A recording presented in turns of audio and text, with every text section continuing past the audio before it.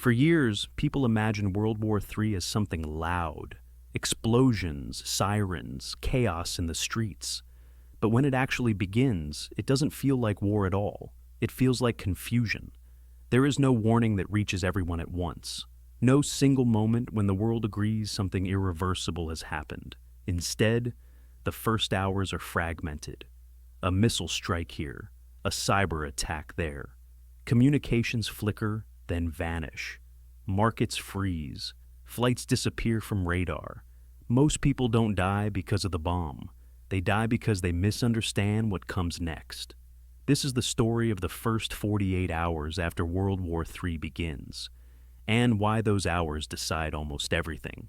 The moment people get it wrong. When the first confirmed strikes occur, governments release statements filled with calm language. Situation developing. No immediate threat. Remain indoors. For most people, this sounds manageable, temporary, something that will pass. Phones are still working. Social media is flooded with speculation, half-truths, and outright lies. Videos circulate claiming the worst is already over. Others insist it's all propaganda. The first fatal mistake happens here. People wait. They wait for confirmation. They wait for instructions. They wait for someone to tell them what to do. But in the first hours of a global war, waiting is deadly, because the systems people rely on, emergency services, power grids, transportation networks, are already under stress. And once they fail everywhere at once. Those who survive understand one thing early: the world you knew no longer exists, and no one is coming to guide you through the transition. The collapse of normal behavior. As the reality of war spreads, a psychological shift begins. People don't panic immediately. They normalize. They tell themselves, "This won't affect me. I'm far from the target. I'll deal with it tomorrow." This is the second fatal mistake. By hour 6, fuel stations are overwhelmed. Grocery stores empty faster than anyone expects.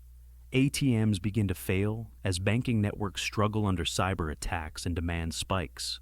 Hospitals enter emergency mode, not because of bomb casualties, but because supply chains break. Insulin deliveries stall. Dialysis centers lose power. Medical oxygen runs low.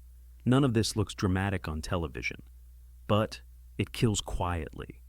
Survivors don't rush toward resources. They move away from dependency. They leave areas that require constant infrastructure to stay alive. Cities at this stage become traps. When order disappears, by the end of the first half day, governments lose their most important weapon: credibility. Evacuation orders contradict each other. Some cities are told to shelter in place, while others are urged to flee. Roads clog instantly. Highways become immobile parking lots. This is where thousands die without a single explosion. Vehicles run out of fuel. People abandon cars in panic. Families separate in crowds they can't navigate. Emergency responders are overwhelmed. Police shift priorities from protection to containment. Fire departments stop responding to individual calls. The illusion of orders collapses, and something older replaces it: fear. Survivors make a choice here that others don't. They stop following crowds. Crowds move toward perceived safety: hospitals, shelters, government buildings. But in modern war, concentration equals vulnerability.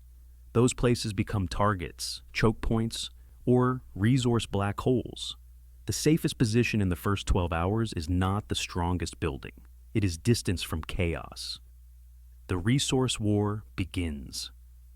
As night falls, the war changes character.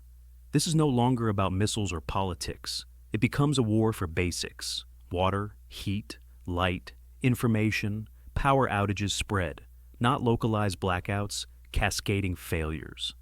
Grid operators can't coordinate. Backup systems fail without fuel or maintenance crews. Darkness does something to human behavior. It removes accountability.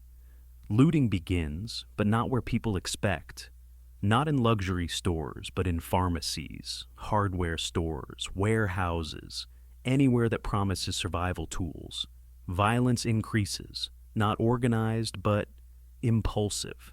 Arguments turn physical. Fear turns aggressive. Desperation removes restraint. Most people still think this phase is temporary. They believe help will arrive by morning. Survivors do not. They assume nothing improves from here. They conserve energy. They avoid confrontation. They remain invisible. The first night death toll. The first night is where statistics spike. People die of exposure because heating systems fail in winter climates. Others die from dehydration after assuming water services will continue. Some die from medical neglect, heart attacks, infections, injuries that would be trivial in peacetime. And many die because they are exactly where everyone else is. Shelters overcrowd, ventilation fails, disease spreads instantly. Panic turns dangerous in confined spaces. Survivors understand a harsh truth. Being alive after 24 hours is not about strength or bravery. It is about positioning. They choose locations with independent shelter, controllable access, minimal reliance on external systems. The first night separates those adapting to a new reality from those clinging to the old one. The second day shock. Morning brings clarity and despair. The war has not ended. Infrastructure has not recovered. Communications are worse, not better. Now, the truth becomes undeniable. This is not a crisis. This is a transformation. People finally panic, but too late. They try to leave cities that are already sealed by congestion or military control. They search for supplies that vanished the day before. They attempt to contact family members whose phones are dead. This is the deadliest psychological phase. Hope collapses faster than resources. Survivors already moved when movement was still possible.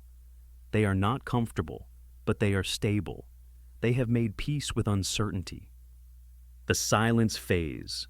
As networks degrade further, silence spreads. No news updates, no official briefings, no reliable information. This silence is more terrifying than explosions. People imagine the worst, and often act on those fears. False rumors trigger violence. Misinformation causes fatal decisions. Trust erodes completely. Survivors limit information intake. They rely on observation, not speculation. They understand that in war, most information is noise, and reacting to noise gets people killed. They focus on controllables: shelter integrity, hydration, security, rest. Sleep becomes a survival tool. The new social order. By the second night, society fractures into microgroups: families, small alliances, temporary communities. Law is no longer enforced, it is negotiated. Those without useful skills become liabilities.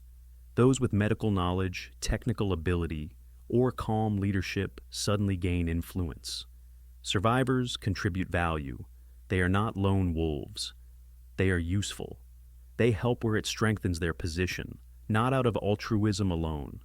This is not cruelty. It is realism, the point of no return. At the 48-hour mark, the outcome is largely set. People who survived this long have done so because they adapted quickly and decisively. People who did not die yet, but failed to adapt, are now on borrowed time. The world will not reset. Power will not flick back on everywhere. Supply chains will not magically resume. Governments will not regain full control. From this point forward, survival becomes long-term strategy, not reaction. And the most important truth becomes clear. Most people die in the first 48 hours, not because of war, but because they behaved as if peace still existed. Final reflection. World War III is not survived by strength, wealth, or preparation alone. It is survived by speed of acceptance. Those who accept reality early survive. Those who wait for permission do not. The first 48 hours are not about heroism.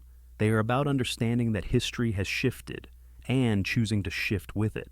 Because in modern war, survival does not belong to the strongest. It belongs to the fastest to adapt.